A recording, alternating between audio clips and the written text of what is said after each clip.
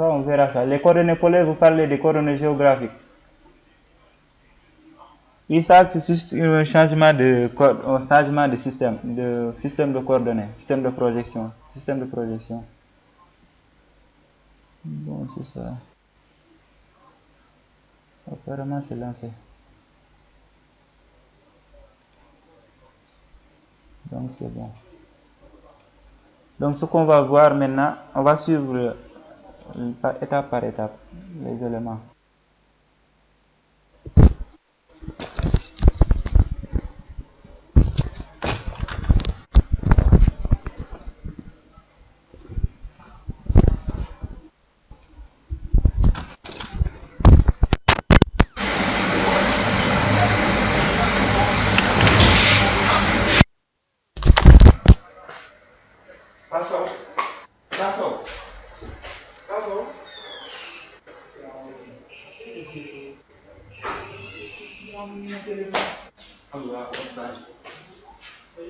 Oui. Le qui là, il a amené mon téléphone.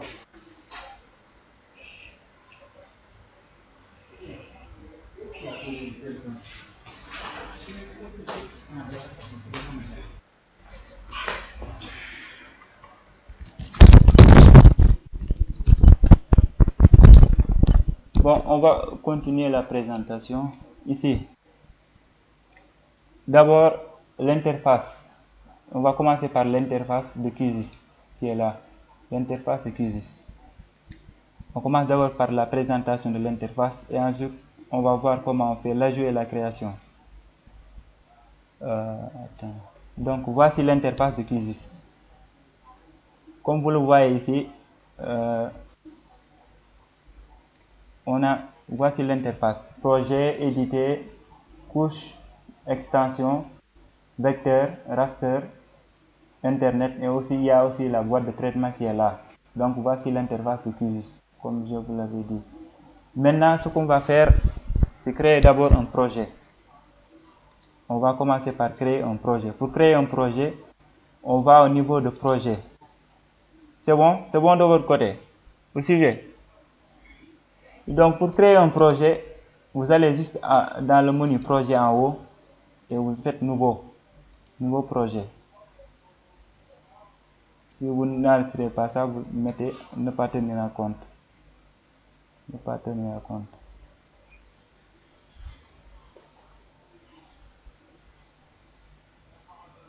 Donc voici le nouveau projet. Ensuite, si vous voulez, vous enregistrez. Vous enregistrez le projet. Votre projet, vous l'enregistrez quelque part. C'est à vous de voir. J'enregistre initiation. Voilà. Maintenant, après ça, vous pouvez aussi le configurer. Vous pouvez configurer votre projet. Choisir le système de projection et tout ce que vous voulez. Donc ici, si vous voulez modifier quelques propriétés, vous allez au niveau des projets, propriétés, pour modifier le système de projection. Ici, actuellement, on utilise les coordonnées géographiques. Là, on utilise actuellement les coordonnées géographiques.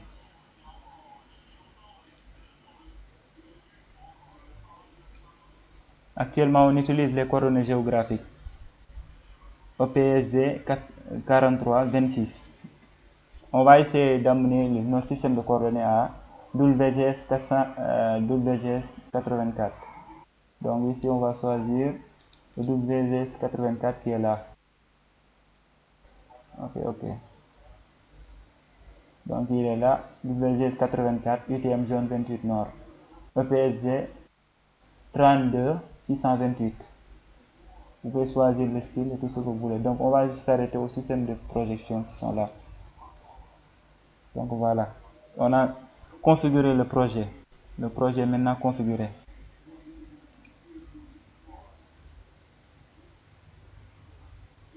Donc le projet est maintenant configuré. Ce qu'on va faire, maintenant on va voir comment on fait l'ajout et la création de couches. Tout d'abord, pour ajouter des couches, vous allez dans couche, ajouter une couche. Ensuite, vous choisissez le type de couche que vous allez ajouter. Que ce soit un vecteur, les vecteurs ce sont des polygones, points, lignes, polylignes. Donc vous choisissez le nombre en fonction de ce que vous voulez. On peut ajouter aussi un raster. Donc on va voir les vecteurs d'abord. On va voir les vecteurs. Comment on fait l'ajout des vecteurs. Donc vous voyez, le menu est là. Création, vecteur, raster, mesh, spyla, tout ça. Donc on va voir comment on ajoute les vecteurs. Donc le menu vecteur est là. Système, vous choisissez le système. Si c'est l'encodage, vous laissez toujours à système. L'encodage.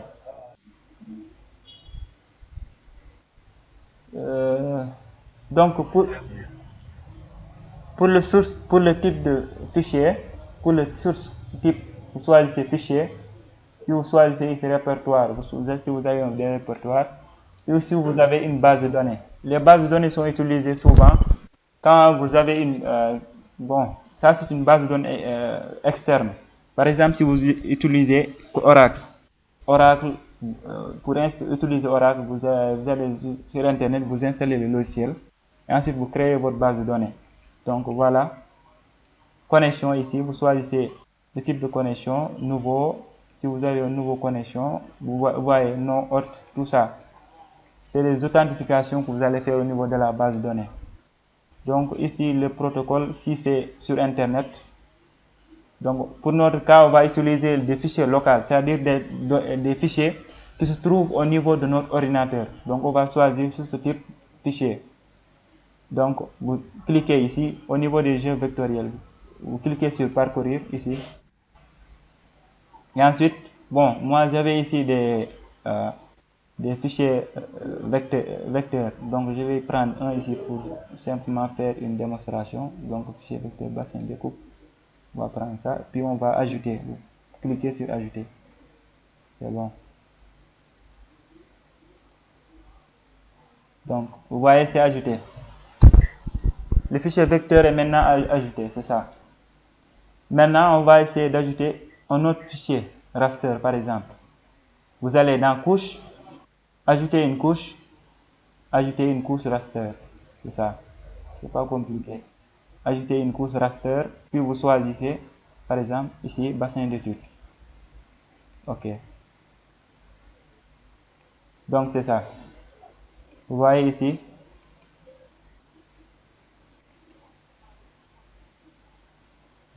Sur la couche. Donc, vous avez ici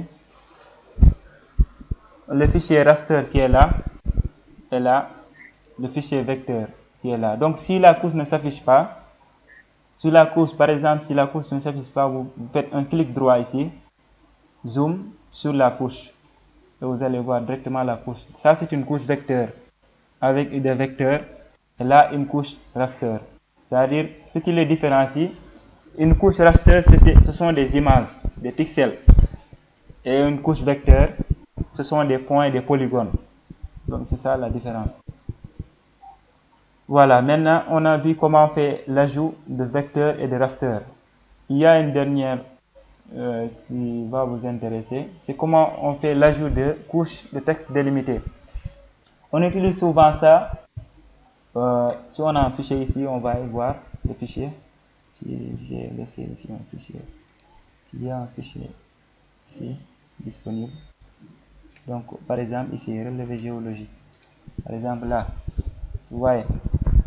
Donc ici, pour ce mode, on utilise souvent quand vous avez des... C'est comme le semis de points, l'ajout de semis de points sur Covadis. Par exemple, vous avez des semis de points et vous voulez les ajouter directement sur votre logiciel. On utilise cette méthode. Par exemple, si vous avez déjà fait des relevés et vous voulez les ajouter directement sur QGIS, vous utilisez cette méthode. Ce que vous allez faire, vous allez texte délimité. Donc, couche, ajouter une couche texte délimité et ensuite vous choisissez. Il y a divers formats. Vous pouvez choisir le format texte. Vous pouvez choisir le format texte. Vous pouvez utiliser le format texte.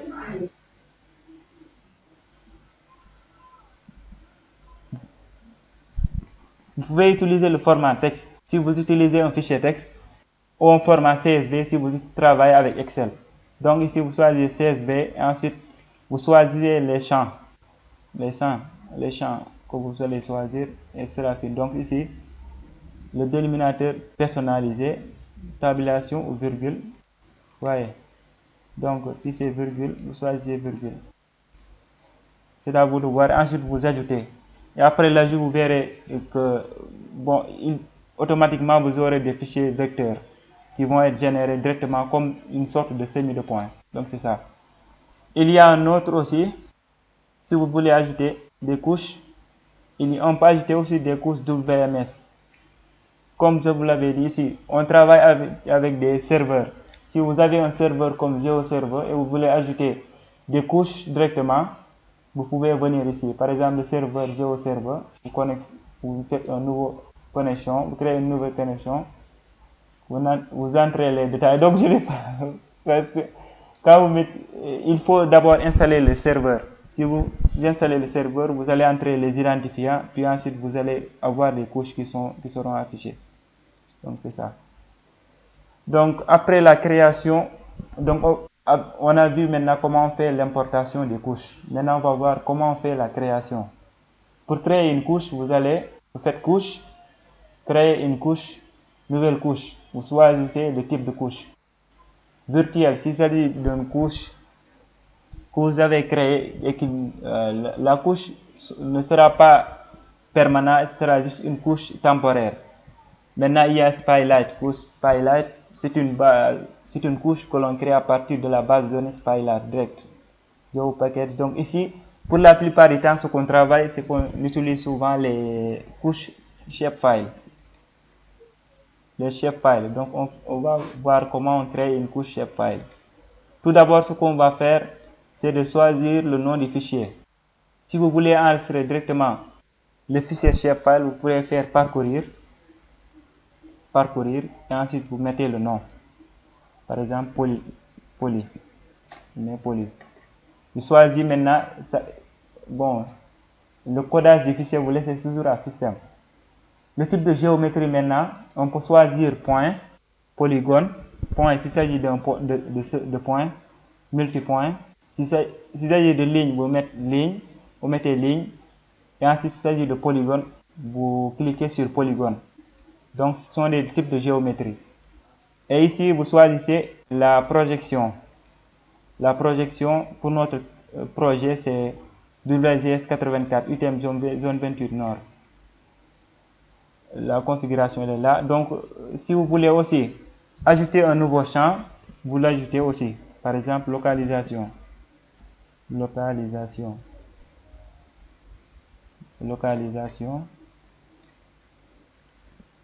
Bon, apparemment, c'est le nombre de caractères. Par exemple, je mets local. C'est bon. Si vous voulez ajouter encore d'autres champs, vous pouvez les ajouter aussi. Ajouter à la liste des champs, ça vous permet, à chaque fois que vous créez un champ, vous cliquez. Par exemple, un autre champ. Si je veux ajouter un autre, je fais, par exemple, nom. Je mets nom et ensuite ajouter à la liste des champs. Vous voyez, c'est ajouté.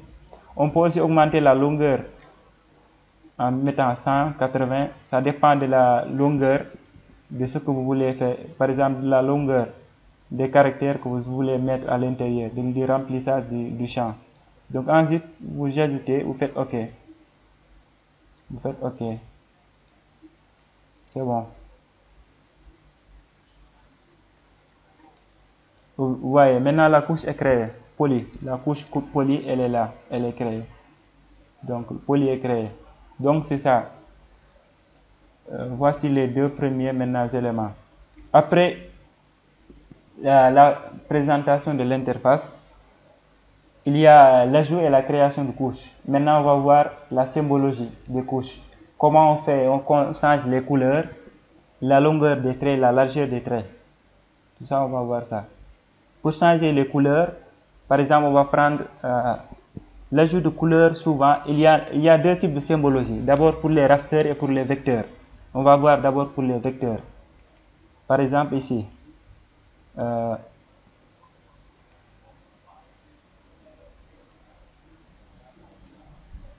Donc, avant de passer à la symbologie, on va d'abord créer une couche. Bon, on va faire une petite numérisation avec poly, le nouveau couche vide qu'on a créé. Donc ici, ce qu'on va faire, c'est de commencer d'abord une édition. On va commencer une édition pour remplir cette couche. Elle est actuellement vide. Donc, pour commencer l'édition, vous allez cliquer ici, édition, basculer en mode édition, c'est bon. Ensuite, vous choisissez, cliquez ici, ajouter une entité polygonale. On va choisir une entité polygonale comme ça. Vous pouvez utiliser cette méthode quand vous faites des numérisations. Quand vous devez faire des numérisations, ensuite, après avoir terminé, vous cliquez. Maintenant, il va vous demander l'IDE 1, vous remplissez, localisation, vous écrivez, ensuite, ainsi de suite. Vous faites OK. Maintenant, c'est rempli.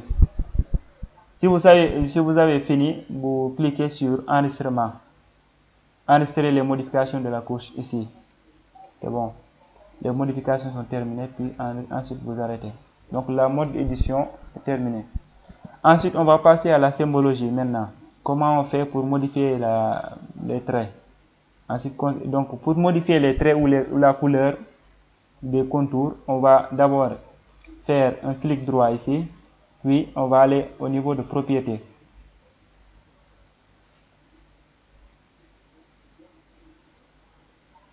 On va aller au niveau de propriété et ensuite vous voyez propriété de la couche, symbologie.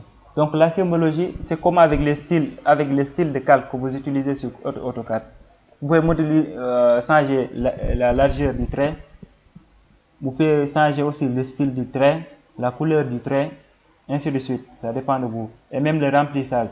Donc ici, on va voir la symbologie qui est là. Donc la symbologie actuelle qui est présente, c'est le remplissage. Donc ici, on a un remplissage simple. Vous pouvez changer dégradé ou générateur géométrique, ça dépend de vous.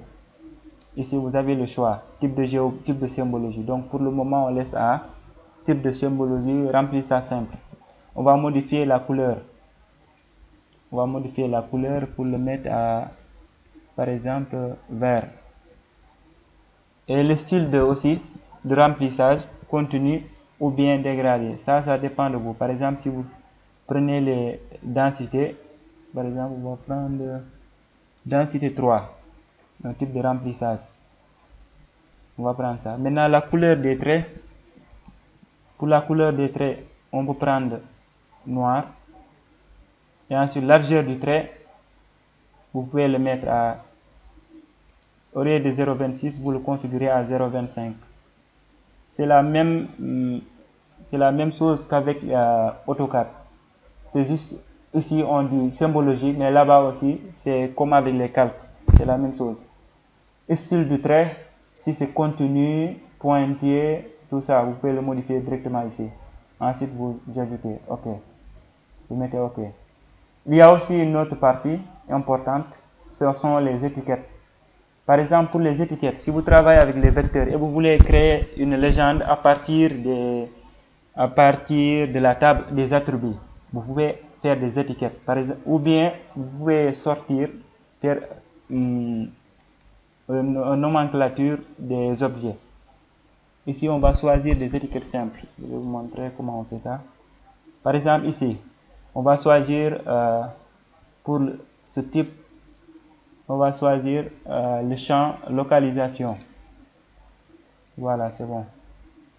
Ensuite, vous pouvez changer aussi la couleur de l'étiquette. Rouge.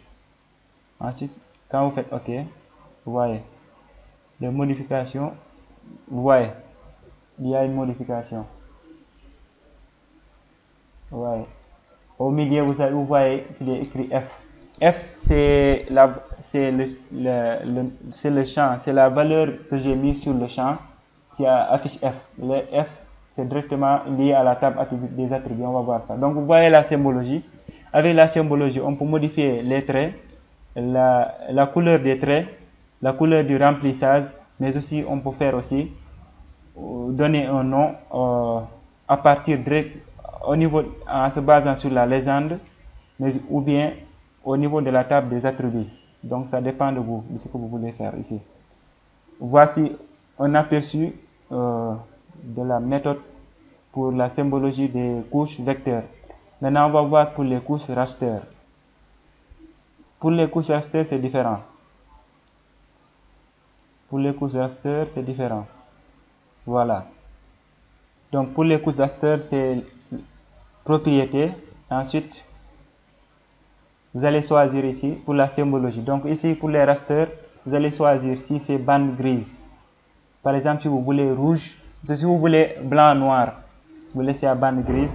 Par exemple, bande noir vers blanc ou blanc vers noir, c'est à vous de voir. Si vous faites bande pseudo unique, par exemple, si vous voulez sortir ça en plusieurs couleurs, ici vous avez bleu, par exemple, une couleur de bleu, selon la densité, ça dépend de vous. Si c'est les altitudes, vous pouvez le colorier en fonction des altitudes. Rouge ou spectral, c'est à vous de voir. Il y en a, bon, c'est ça. Vous pouvez faire aussi des classements. Par exemple, si vous faites un classement, c'est bon. Et dans mon cas,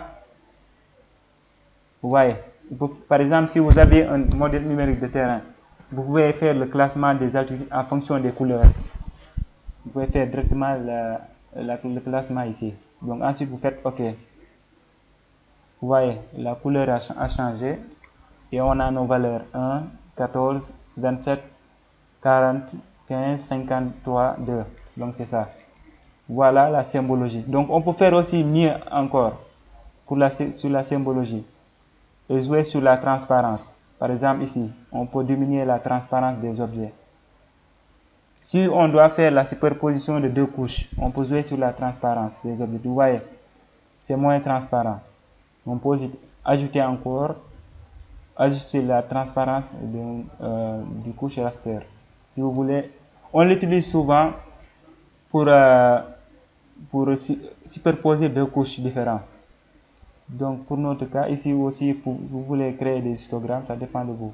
Donc la plupart du temps, c'est la symbologie et la transparence qui sont les plus utilisées. Il y a aussi la légende ici. Donc c'est ça. Pour le rendu, ça dépend de vous, donc vous pouvez les voir plus tard. Donc c'est ça, en fait, la symbologie des rasters. Pour la symbologie des vecteurs aussi. Donc pour la symbologie des vecteurs, propriété. Vous voyez, propriété. Donc vous voyez, ici, on peut modifier la couleur des étiquettes. On peut aussi modifier le remplissage. Vous pouvez aussi changer le mode de symbologie unique. Par exemple, si vous voulez, en fait, que à chaque valeur, vous associez, comme vous avez fait avec les rasters, à chaque valeur, une couleur. Vous associez une couleur à une valeur. Donc, pour faire ça, vous allez choisir, vous allez catégoriser.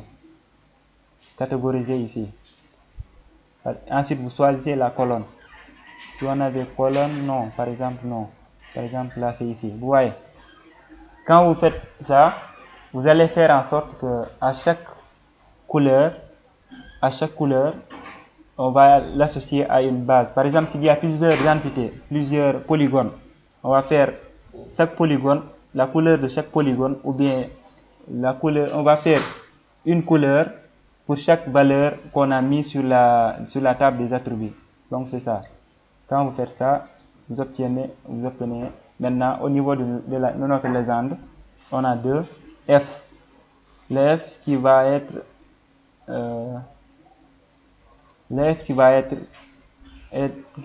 pour cette polygone. Maintenant, si on avait mis une autre valeur aussi, on aura plusieurs couleurs. Chaque polygone, en fonction de la valeur qu'on a mis sur la table des attributs, aura une couleur différente. Donc c'est ça un petit peu la symbologie. On va y revenir si vous avez aussi des questions plus tard. Donc c'est ça. Il y a les étiquettes, la symbologie qui est là, et voilà. Donc après ça, on va passer à la table des attributs. Donc la table des attributs, elle regroupe toutes les informations liées à une donnée géographique. Les tables des attributs sont souvent utilisées pour les données et uniquement utilisées aussi pour les données vecteurs. Ce sont les vecteurs qui ont des tables des attributs. Donc ici, vous avez Pour ouvrir la table des attributs directement, vous faites un clic droit et ensuite vous allez ouvrir table des attributs. Voilà. Quand vous n'avez pas activé le mode édition, vous voyez ici le mode édition, quand le mode édition n'est pas activé, vous voyez que les autres menus qui sont là ne sont pas affichés. Donc vous voyez le F que j'avais mis sur le champ. On a 3 champs: ID, localisation, nom.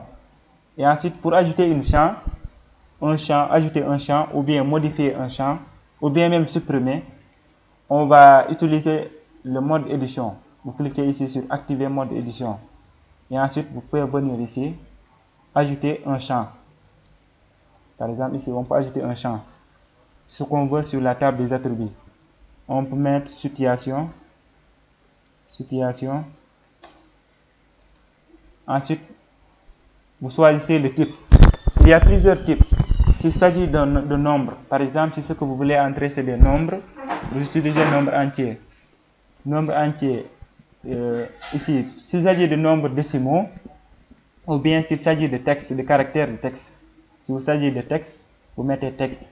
S'il s'agit de date, vous mettez date. S'il s'agit de date et heure, vous mettez date et heure. Ça dépend du type de champ que vous allez mettre. Par exemple, dans notre cas, c'est texte. Chaîne de caractères texte. Vous choisissez la longueur, 80, et ensuite c'est bon. Maintenant, on va essayer maintenant de modifier. On est en mode édition, donc on va remplir notre champ. Par exemple, localisation, je mets Dakar. Ça dépend. Je mets Dakar. Ici, on peut modifier notre nom. Le nom aussi, on peut le modifier, ça dépend. Par exemple, s'il s'agit d'un garage ou ensuite situation Dakar, localisation, vous laissez ID 1, c'est bon. Ensuite, maintenant on a rempli les champs. On a rempli des champs. Et ensuite, ce qu'on fait après l'édition, on met en enregistrer. Vous voyez, nos champs maintenant sont ajoutés, mis à jour et enregistrés. C'est bon. Maintenant, si vous voulez supprimer un champ, vous passez toujours en mode édition. Vous passez en mode édition pour supprimer. Vous passez en mode édition. Vous sélectionnez le champ que vous allez supprimer. Par exemple, ici, vous sélectionnez ici.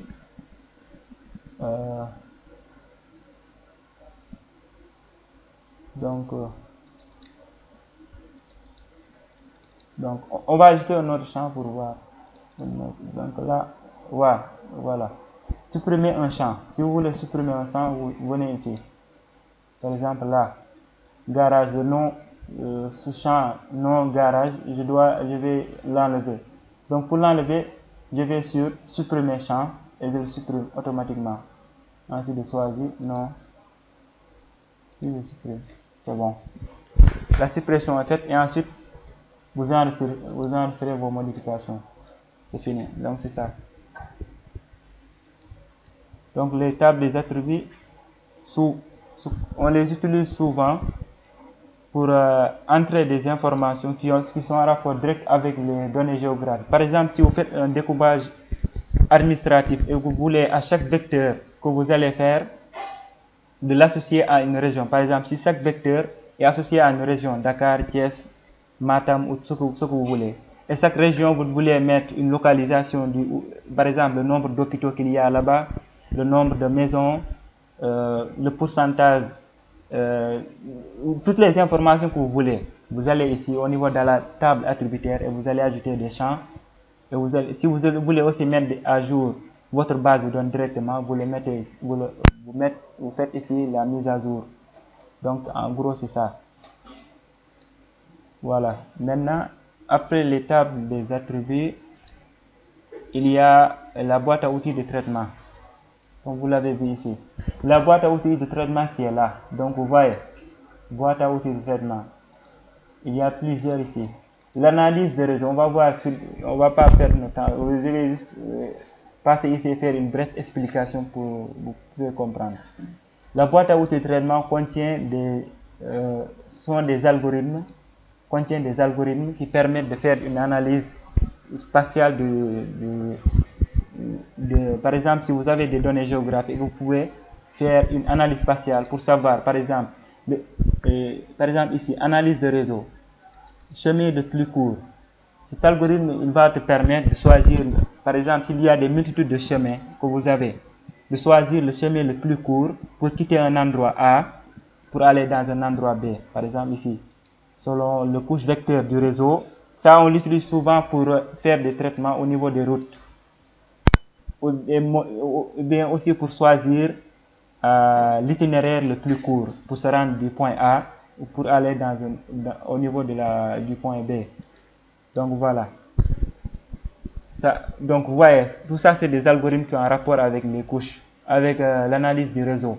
Choisir au niveau du réseau le point qui quitte de point A. Par exemple, si je me trouve à Dakar, comment je fais? Quel est le chemin le plus court pour aller à Rufisque?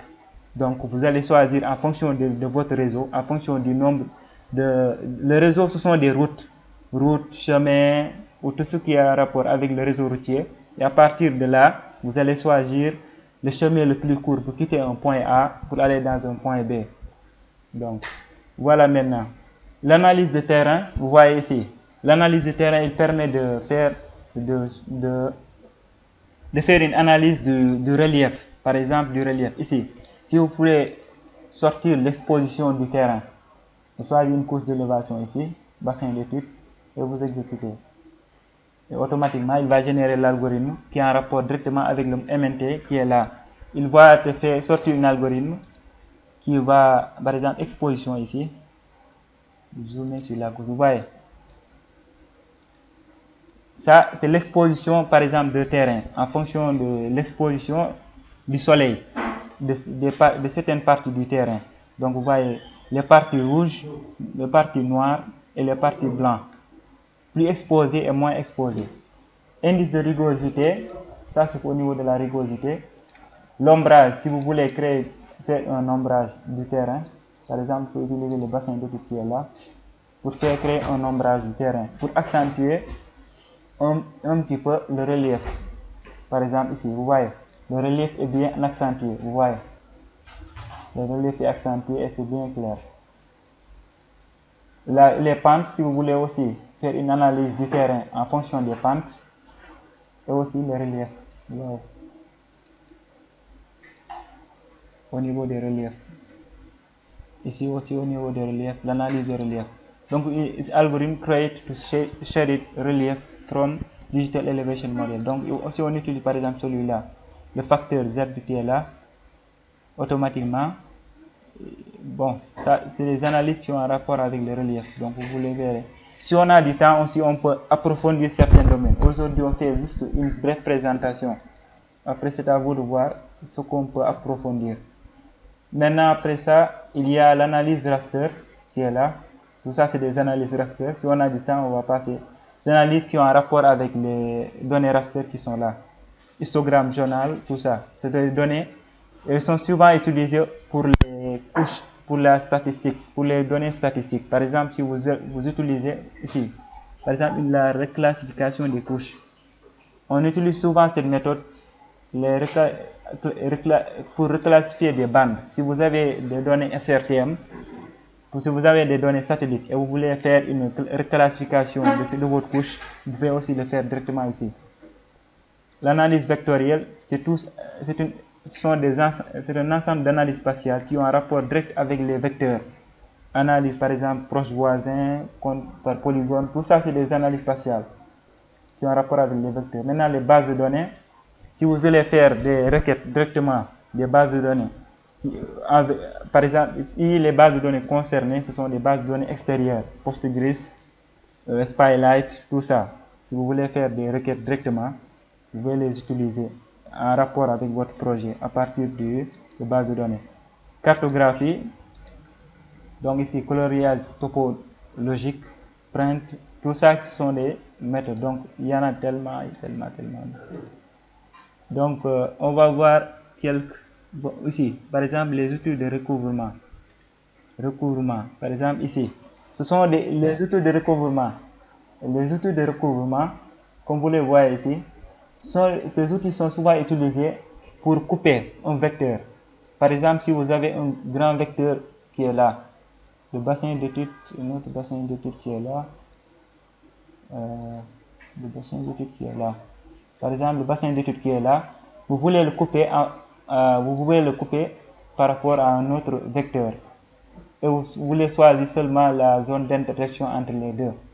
Souvent, c'est ce qu'on utilise. Donc, couper, ça, on va utiliser ces algorithmes plus tard, quand on va faire les cartes. Donc, sélection de vecteurs. Donc, vous voyez, sélection de vecteurs, tout ça, il y en a beaucoup. Et en bas, ici, et en bas, on a des librairies comme GEDAL et l'autre là, GRASS10. Ce sont deux librairies qui sont souvent utilisées pour les analyses de terrain. Analyse conversion de vecteurs raster, changement de coordonnées. Et tout ça, on utilise ces deux librairies. Ce sont des librairies qui sont en rapport direct avec QGIS qu'on utilise. GRASS10 pour la délimitation souvent des bassins versants. Et GEDAL aussi, on utilise tout ça. Et en bas, il y a Saga aussi. Donc, ici, il y a aussi l'installation qui est là, QGIS de web. Elle permet de créer des cartes web directement à partir de votre projet. Par exemple, si vous avez fait si vous travaillez avec des vecteurs et que vous voulez directement exporter ça sous forme de carte web, vous pouvez utiliser l'extension QGIS de web. QGIS de web donc qui est là. Donc, voici une brève présentation de la boîte à outils de traitement. Maintenant, en fonction de ce que vous voulez qu'on approfondisse au niveau du process science, on va choisir maintenant quelques pour approfondir parce qu'on ne peut pas tout développer. Donc voilà. Maintenant, on va passer au niveau des opérations raster et vecteurs. Donc pour faire quelques opérations au niveau des rasters et vecteurs, ici, par exemple au niveau des rasters, qu'est-ce qu'on peut faire avec les rasters au niveau du menu raster qui est là? On peut faire des calculs raster. Par exemple au niveau de l'ombrage. Vous choisissez, par exemple, l'ombrage, c'est entre 1600, 167, 469, 224, tout ça. Si vous choisissez une ombrage, vous choisissez une seuil. Vous pouvez choisir une seuil, par exemple, entre 1600 et 227. Vous choisissez des seuils. Et ensuite, bon, celui-là n'est pas bien adapté. On va choisir pour le bassin d'étude. Par exemple, pour le bassin d'étude, on choisit une seuil inférieure à 40. Par exemple, inférieure à 40. Et ensuite, comme couche on choisit ici notre couche de sortie. Par exemple, ça. Voilà. Automatiquement, il va générer la couche en rapport avec ça, donc 0,1. Qui va être. On peut changer aussi la symbologie. Par exemple, si on a des valeurs différentes, on peut extraire à partir du raster. Par exemple, si on veut choisir entre 1 et 27, on choisit seulement les valeurs entre 1 et 27, le raster correspondant des valeurs 1 et 27. Il s'agit de l'élévation aussi. Donc, après ça, il y a aussi l'alignement des rasters et le module qui est plus intéressant ici, c'est le géoréférencement. Si vous voulez faire des géoréférencements, par exemple, si vous avez un raster et que vous n'avez pas de coordonnées, le raster qu'on vous a donné n'est pas bien géoréférencé. Géoréférencé, c'est-à-dire qui est sur le système de projection, qui est calé sur des coordonnées réelles qui sont vraies, pas sur des coordonnées fictives. On utilise l'outil géoréférencement pour géoréférencer. Donc, ensuite, il y a aussi l'analyse, comme vous le voyez ici. Vous pouvez voir, pour l'analyse, il y a l'exposition, remplir, rigosité, tamiser, tout ça. On l'a vu ici au niveau de la présentation. Ici, au niveau des projections, si on va assigner une projection à notre projet aussi, on peut faire ça. Divers extractions. Les extractions maintenant. Pour les extractions, c'est la même méthode. Vous avez un raster et un autre raster. Et maintenant, vous voulez choisir au niveau par exemple ici, découper un raster selon une emprise. L'algorithme découper un raster selon une emprise. Il te demande une chose ici. Par exemple, l'emprise du canevas ou bien depuis une couche. Par exemple, vous avez un raster ici et vous avez une emprise ici. Par exemple, si on choisit seulement utiliser l'emprise d'une couche. Si vous avez une couche vecteur qui est là, bassin de découpe, par exemple, bassin de découpe qui est là, il va découper le raster suivant maintenant l'emprise que vous avez découpée avec un vecteur. Ainsi, vous aurez un autre vecteur que vous pouvez, un autre raster. Par exemple, vous avez un grand raster de départ et vous voulez faire une petite extraction de ce raster. Par exemple, ici, de là, si vous voulez découper ce raster là, de là à là, on peut utiliser l'algorithme raster, extraction selon l'emprise. Je crée juste une couche vecteur ici et ensuite je le découpe. Et après l'avoir découpé, je viens ici et ensuite je choisis l'emprise, puis je découpe le raster qui va correspondre à cette zone. Donc c'est ça. Les conversions, ici, on va passer au niveau des conversions. Par exemple, si on veut polygonaliser, pour passer d'un raster au vecteur, on peut utiliser cette méthode. Vous avez un raster, vous voulez obtenir un vecteur, vous utilisez cette méthode. Vous choisissez et ensuite vous entrez le nom. On ne va pas entrer beaucoup dans les détails. Ça dépendra maintenant des questions. En fonction de vos questions, on va essayer d'approfondir certaines parties. Donc, polygonaliser sert seulement à passer d'un vecteur vers un raster. Vous entrez la couche source qui est un vecteur, qui est un raster, et ensuite vous obtenez un vecteur à la fin. Donc, c'est ça. Maintenant, au niveau des vecteurs, il y a l'extension qui est là, saisie de coordonnées. Saisie de coordonnées au niveau des vecteurs. Saisie de coordonnées, il vous permet, par exemple, si vous faites démarrer capture, il vous permet d'obtenir des coordonnées sur une zone précise. Par exemple, ici, si c'est un point qui est là. Quand je clique ici, automatiquement, j'ai les coordonnées. Ça, ce sont les coordonnées géographiques qui sont là. Latitude, longitude. Et là, ce sont les coordonnées UTM que j'ai là. Je peux les copier et les coller. Donc, ça me permet d'avoir les coordonnées sur une zone, sur un point défini. Et ensuite, il y a Quick OSM. C'est une extension qui permet d'obtenir une carte OpenStreetMap de la zone concernée. Outils de géotraitement, comme on l'a dit, ce sont des outils de géotraitement que l'on utilise souvent pour faire certaines au niveau des vecteurs. Par exemple, si vous avez ici coupé, si vous avez un vecteur et vous avez un autre vecteur et vous voulez couper un vecteur suivant, par exemple cette zone-là, vous utilisez couper pour couper cette partie-là. Vous pouvez utiliser aussi pour les outils de géotraitement intersection. Par exemple, s'il y a intersection entre deux vecteurs, vous coupez cette partie-là. S'il y a aussi, si vous avez deux vecteurs et que vous voulez les unir, vous utilisez le mode union. Regrouper aussi, ça dépend. Donc, après les géotraitements, il y a les outils de géométrie. Ici, il y a beaucoup d'outils ici qui ont un rapport avec les statistiques. Par exemple, ici, polygone vers ligne. Si vous avez des polygones ici et vous voulez obtenir des lignes, vous pouvez passer par outil de géométrie. Vous modifiez la géométrie des vecteurs. Pour modifier la géométrie des vecteurs, ou bien faire quelques analyses qui ont un rapport, l'analyse spatiale en rapport avec les vecteurs, vous utilisez outil de géométrie. Outil d'analyse, ici, outil d'analyse, intersection de lignes, statistiques. Donc, maintenant, outil de recherche, si vous sélectionnez par localisation, par grille, tout ça. Donc, en fonction de vos questions, maintenant, on va essayer d'approfondir certaines parties. Donc, après ça, il y a les extensions. Maintenant, les extensions, ce sont des modules qui sont existants ici. Au niveau des extensions, par exemple ici, installer au niveau du module extension qui est là.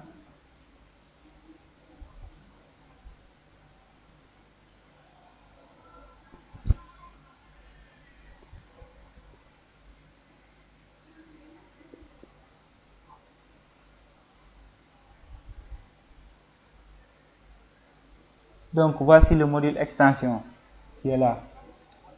Le module extension qui est là. Donc, ce sont des modules externes qui permettent d'approfondir certains domaines. Par exemple, il y a souvent certaines parties qui ne sont pas développées sur QGIS. Les développeurs créent des extensions qui permettent de pallier à ces problèmes. S'il y a un problème quelque part, on crée une extension. Par exemple, ici Google Earth Engine, on peut utiliser directement se connecter à Google Earth Engine. Cadastre, une extension cadastrale qui permet de gérer directement une partie cadastrale de vos données. SRTM, vous l'avez ici, il permet directement de télécharger des données, des imageries satellitaires via des sites internet, par exemple comme le site de la NASA. Donc voici quelques extensions que j'utilise. Pour les extensions, il y a aussi le saisie de coordonnées que j'avais utilisé. Pour avoir les coordonnées sur un point, on utilise ces extensions. Donc voici, il y en a beaucoup. Vous pouvez aussi les utiliser pour voir. Vous pouvez les voir. Donc c'est plusieurs extensions qui sont directement téléchargeables. Pour les télécharger aussi, il faut une connexion internet directement. Donc voilà, ce sont les extensions. Vous pouvez aussi installer un plugin depuis un zip. Si vous allez sur un site internet et vous avez une extension que vous avez téléchargée là-bas, vous pouvez directement, si c'est compatible, l'extension est compatible avec celui de QGIS, donc vous pouvez directement l'installer directement de façon locale. Donc voilà. Donc voici les extensions. Donc c'est ça le module extension. Après les extensions, il y a la mise en page et l'impression de carte. Donc pour la mise en page et l'impression de carte, on l'a vu. Pour faire une mise en page, vous allez sur projet et ensuite nouvelle mise en page. Vous choisissez le nom de votre mise en page, par exemple, vous choisissez carte. Vous choisissez le nom de votre mise en page et ensuite ici, sur le module mise en page, vous pouvez enregistrer comme modèle. Si vous avez créé un modèle, vous enregistrez un modèle. Ou si vous voulez imprimer, vous imprimez directement ici. Donc pour la mise en page, donc au niveau des cartes, d'abord, ce que vous devez savoir, c'est que pour créer une carte, il y a divers éléments qui sont nécessaires. Si vous êtes appelé à créer des cartes, d'abord, la représentation de la carte en soi-même. On va ajouter une carte, c'est-à-dire ajouter une carte d'abord. Soit ici la partie que je vais prendre. Donc voilà une représentation de la partie du carte qui s'affiche directement à l'écran. On peut aussi modifier directement ici. Si vous voulez déplacer, zoomer, ça dépend de vous. Si vous voulez changer le zoom et tout ça. Voilà. Si vous voulez déplacer l'objet, vous pouvez le déplacer comme ça. Ouais. Vous pouvez le déplacer comme vous voulez. Ça dépend de vous. Vous voyez, ça dépend de vous. Et à côté ici, à chaque fois que vous cliquez sur un objet qui est là, vous avez les propriétés pour modifier cet objet à gauche, à droite.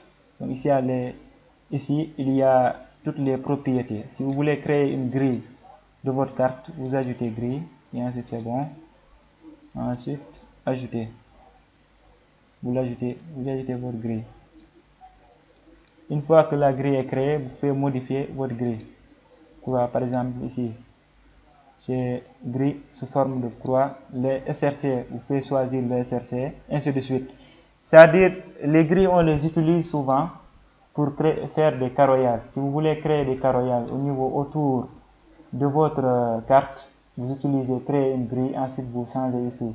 Par exemple, type de croix, contenu, en fonction de ce que vous voulez. Donc là, si vous voulez aussi sortir des coordonnées, vous utilisez, vous affichez les coordonnées, par exemple ici, décimales, ou tout ce que vous voulez. Les configurations sont disponibles ici. Maintenant, comme je vous avais dit ça, on va voir en fonction maintenant de vos questions et du besoin pour approfondir certains éléments. Donc voilà. Maintenant, après ça, il y a aussi d'autres éléments qui sont nécessaires à une carte. Il y a la légende d'abord, qui est là. On peut ajouter ici la légende. Par exemple, au niveau de la légende aussi, on peut configurer notre légende. Voilà, la légende est là. On peut modifier notre légende et choisir les éléments qui vont apparaître ou non dans notre légende. C'est à nous de voir. Donc, voilà. Donc en fonction maintenant des éléments qu'on veut afficher, on va choisir maintenant. Par exemple, si vous voulez seulement que les vecteurs s'affichent, vous cliquez sur mis à jour auto, vous enlevez ça, et ensuite vous venez en bas. Par exemple, ça, j'en ai pas besoin. De cliquer sur le bouton qui est là, moins, pour l'enlever directement sur la légende. Ici aussi, je n'ai pas besoin, j'enlève. Ça, j'en ai pas besoin, j'enlève. Donc, en fonction de ce que vous voulez afficher sur la légende, vous pouvez directement faire la configuration. Donc, c'est simple. À chaque élément que vous créez, vous cliquez sur l'élément et ensuite, automatiquement, du côté droit, au niveau des propriétés de l'objet, vous pouvez faire des modifications que vous voulez. Donc ça dépend de vous. Et ensuite, après la légende, il y a la flèche nord. La flèche nord, donc vous choisissez la flèche que vous voulez. Voilà, la flèche s'affiche. Vous pouvez aussi modifier la flèche. Changer ici, au niveau de la source de l'image, vous changez la flèche que vous voulez. Il y a plusieurs types de flèches. Donc, si vous avez aussi une flèche directement que vous avez déjà créée, vous pouvez l'utiliser aussi. Ça dépend de vous. Donc, après la flèche, il y a encore, bon, par exemple, si vous voulez ajouter ici un texte, si on peut ajouter un texte, une étiquette par exemple en haut, si vous voulez mettre le titre de la carte, juste un texte ici, et ensuite vous mettez carte, ainsi de suite. Vous choisissez votre police, et ensuite vous choisissez la taille de la police, et ainsi de suite. Et automatiquement, elle va s'afficher en haut. Donc c'est ça. Vous pouvez ajouter d'autres éléments aussi, flèche nord, ou tout ce que vous voulez. Donc c'est ça, en fait. Si vous voulez ajouter une carte de localisation, vous cliquez sur image, et ensuite vous mettez l'endroit où vous allez mettre. Donc les mises en page ne sont pas, comment dire, ce ne sont pas des éléments fixes. Donc on n'a pas un type de mise en page qui est fixe. Ça dépend de ce que vous voulez faire. Maintenant, il y a certains éléments qui sont nécessaires à une carte, comme le titre de la carte, l'échelle qu'on va mettre plus tard, la légende. Bon, s'il y a des cartes de localisation, si vous mettez une petite localisation, la flèche nord, ainsi de suite. Donc, s'il y a une source d'image que vous avez sélectionnée pour la localisation, vous l'ajoutez ici directement. Donc, on va ajouter maintenant une échelle. Donc, échelle graphique, vous choisissez l'endroit ici. Ok. Vous voyez, notre échelle est là. Maintenant, l'échelle aussi, on peut le modifier. Ça dépend de ce que vous voulez. Vous pouvez modifier ici les unités, mètres, décamètres, ou ce que vous voulez. Et ensuite, vous descendez. Vous pouvez modifier tous les éléments que vous voulez au niveau de votre échelle. Donc, ce qu'on veut retenir ici, c'est pour la mise en page, ça dépend de ce que vous voulez. Donc, maintenant, il y a certains éléments qui sont nécessaires à une carte, comme la légende, le titre, l'échelle, la flèche du nord, aussi les représentations de la carte en soi-même. Donc, tout est là. Donc, voici les gros éléments. Maintenant, ça dépend de votre question et de la partie qu'on devra approfondir. Donc, voici. Bon, je pense que c'est bon. Hein? C'est bon. Donc, après ça, j'enregistre. Puis, si je veux imprimer, j'appuie sur le bouton imprimer.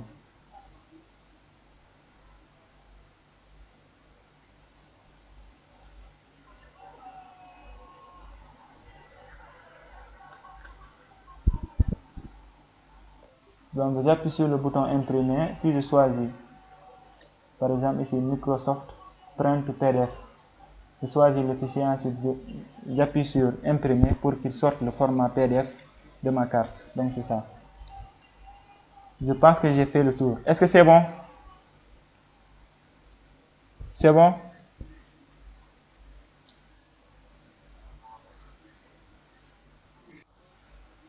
Oui, c'est bon, j'ai fait le tour. Maintenant, ce qui reste. Ça dépendra maintenant des questions et des endroits qu'on doit approfondir. Parce que le logiciel, tout juste, il est très large. Il juste fait une petite initiation pour que vous voyez les parties. En fonction maintenant des endroits où on doit approfondir, on va essayer de voir.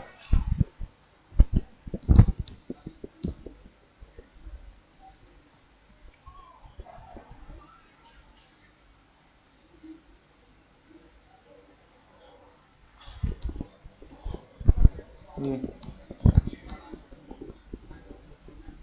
Oui.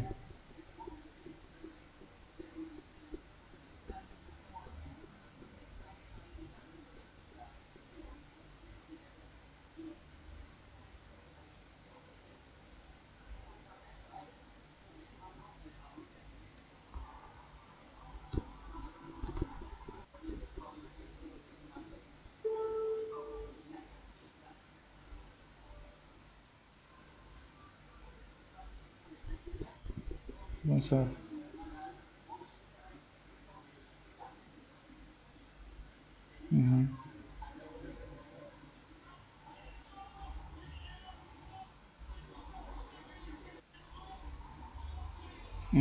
Comment c'est un an? On va essayer de répondre.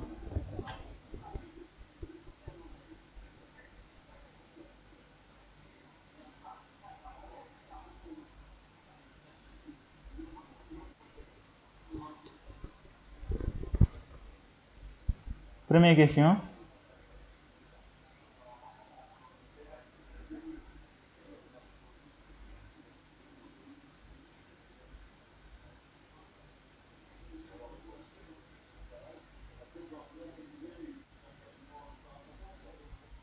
Bonsoir, oui. Oui. Laquelle?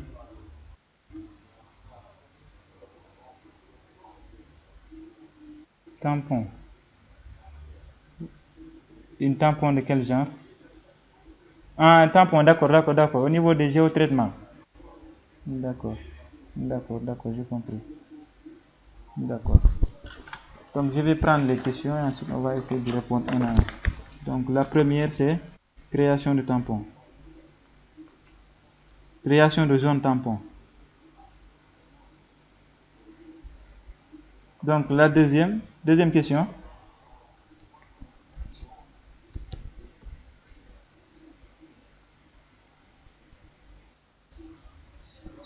Bonsoir, oui. Oui, j'ai fait l'enregistrement ici avec Camtasia. Ça va être un peu lourd, mais je vais essayer d'extraire ça. Vous voyez. Donc, je vais